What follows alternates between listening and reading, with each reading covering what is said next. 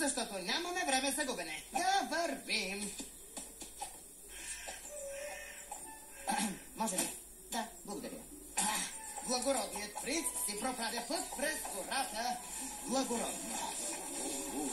Внимание! Представям ви негово величество безстрашният Принц Айвандоу в героичното търсене на златното перо. За да стигне до Орловата планина ще трябва...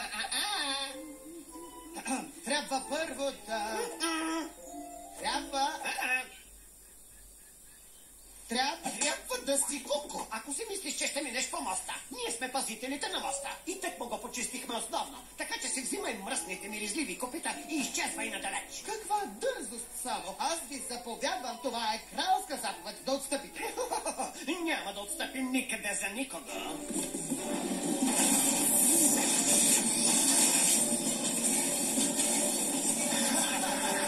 Срещни опасността, принц Козля! Козлю? Аз съм млад елен нахалник гномове. Какво ще правим сега? Не ни оставиха избор. Ние също ще се обедини.